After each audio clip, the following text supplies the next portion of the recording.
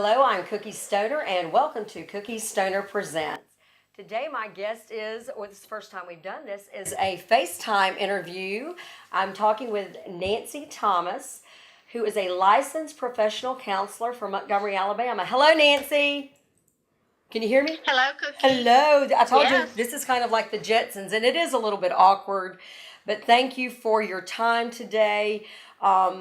You and I have become Facebook friends, and we have a lot of the same, I guess, opinions or values, or perhaps have just been extremely impressed with watching you.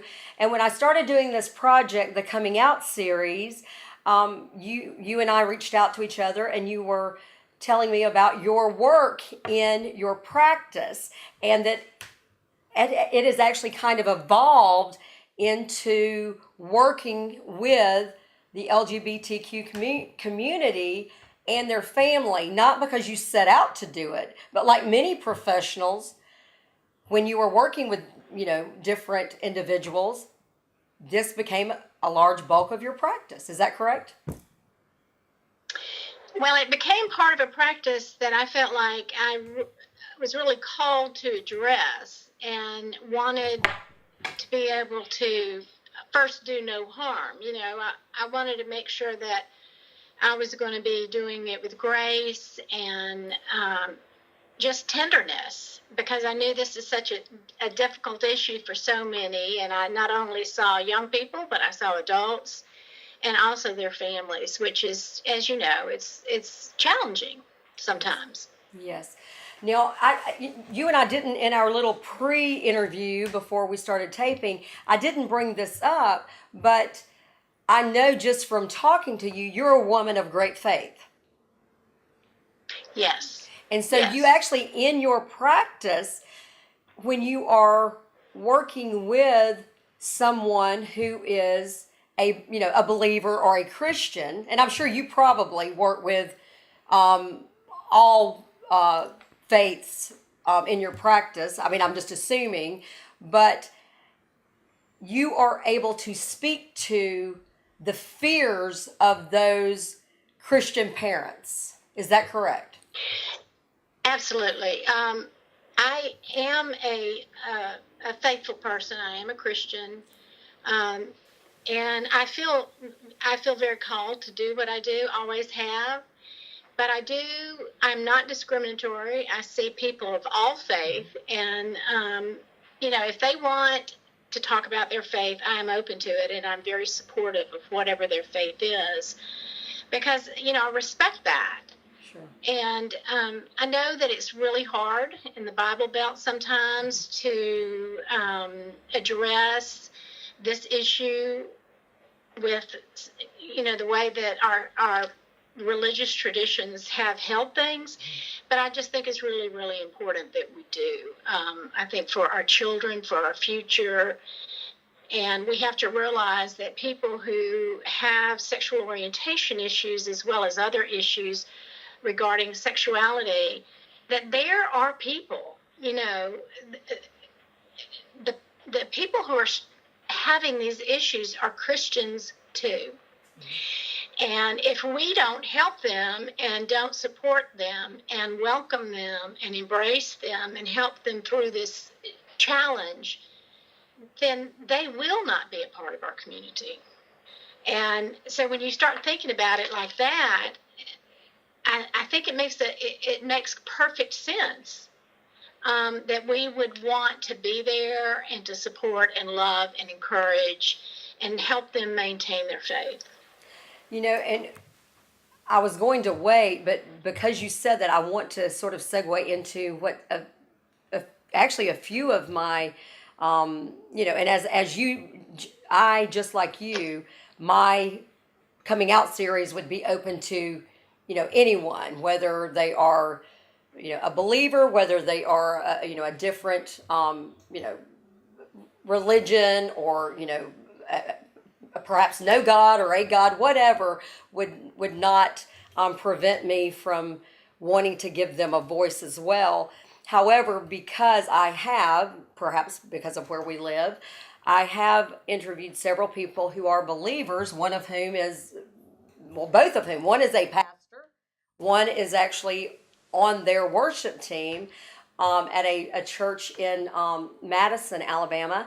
But what what they told me when they got to the point when they realized that, that God and Jesus and what they believed in didn't say, if you do these things, then you are, you follow me or whatever, then you're a Christian. It didn't say except for if you're gay. So when they realized that there was not that stipulation, that's when they were able to say, they were able to say, okay, if someone else wants to choose something in the Old Testament or in the Bible to prevent me from saying I am who I am, which is a believer, then that's their problem. But I know what my faith tells me. So that's where they got their strength themselves. And that seems to be what you're speaking to.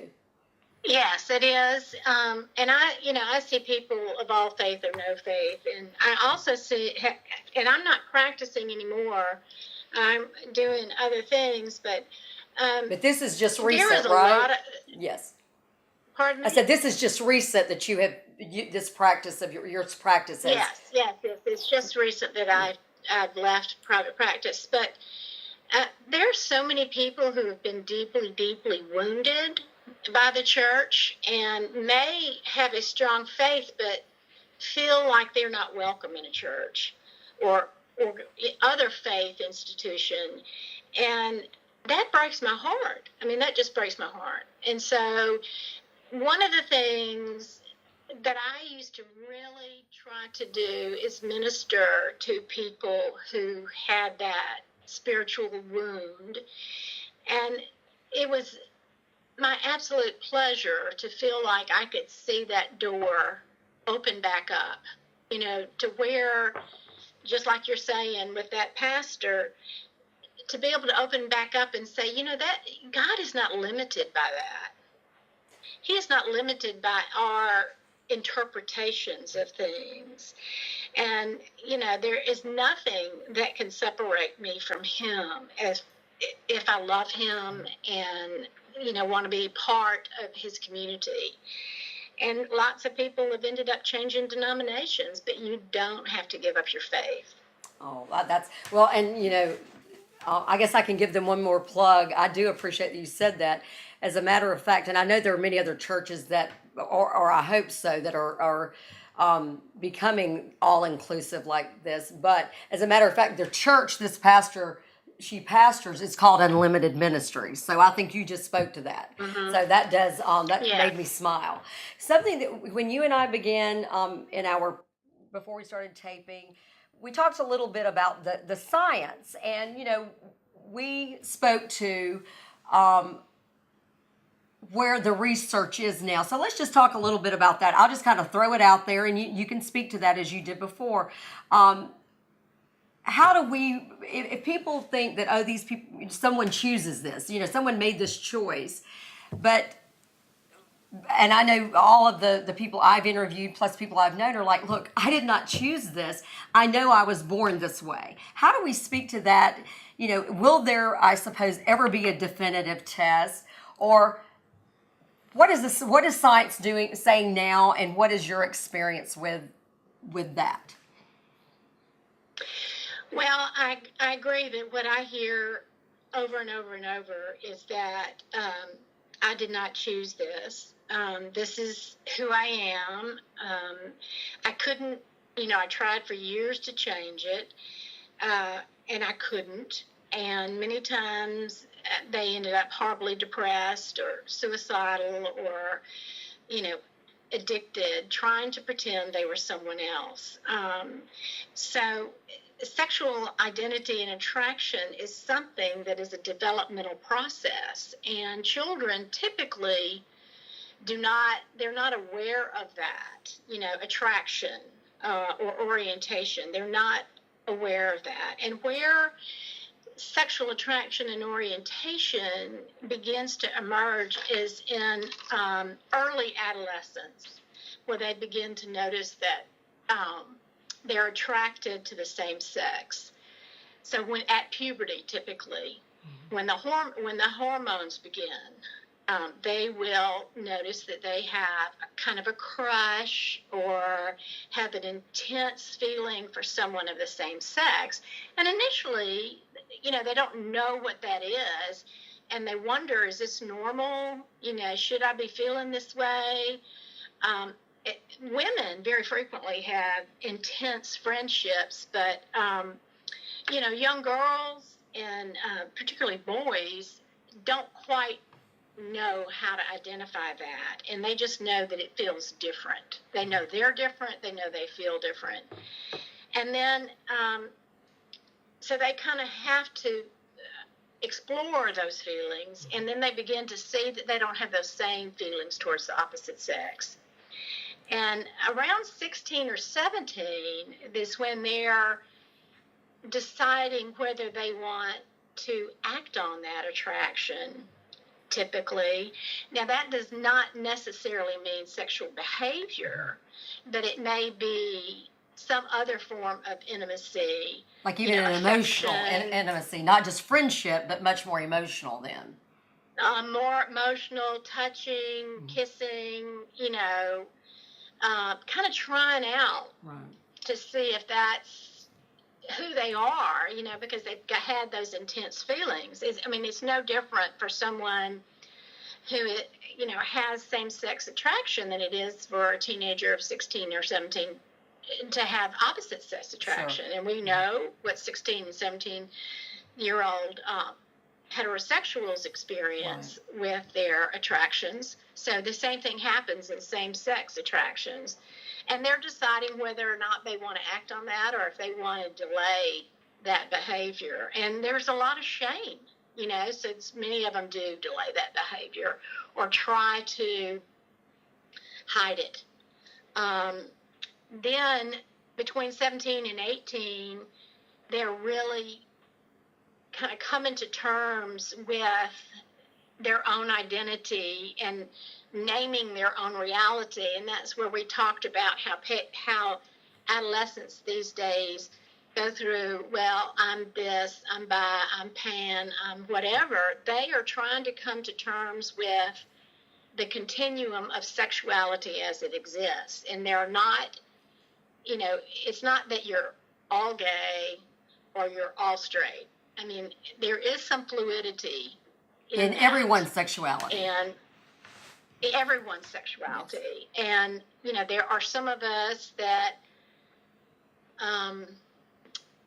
just, our temperament's different, the way we express ourselves different, the things that we like to do. And so sometimes that can get all, sort of mixed up in this. But we're still coming to terms with, well, am I really gay? Am I bisexual? Am I heterosexual? And so that's when people who are having that confusion or that fluidity in their sexual attraction, they're, coming to terms with it and really getting solid with it most of the time around 17 or 18. Nowadays, this didn't used to happen because nobody talked about it and they didn't have social media. They couldn't look stuff up, all of that. So it would happen at a later age then? Yes, because they didn't know what it was.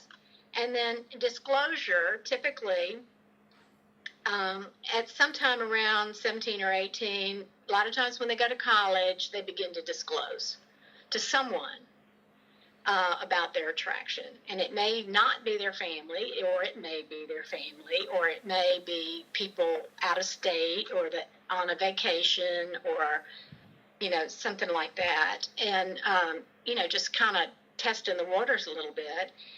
And then anywhere between 15 to 18, they are really searching, in that adolescent period again, they're really searching for how can I get my intimacy needs met.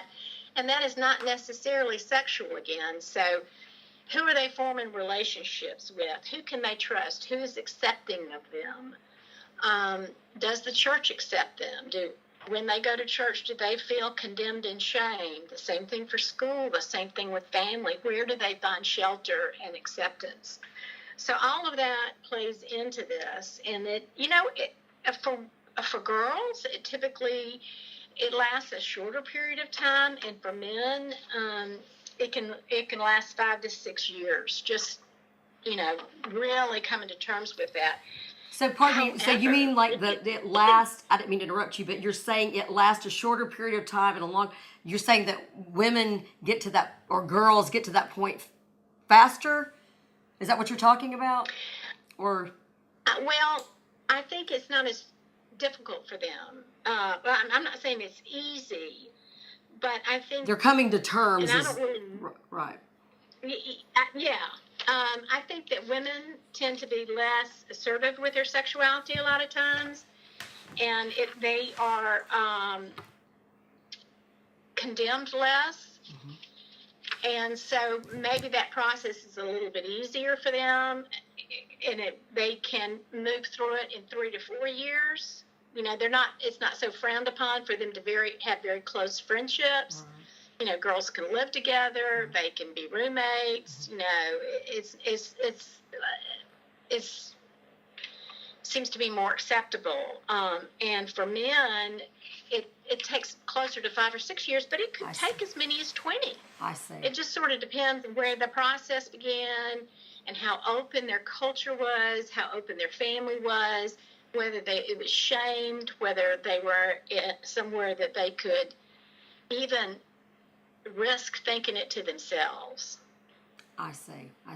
Okay, I tell you what we're going to do, Nancy, is because I try to break these up, we're going to end on that note, and then we're going to come right back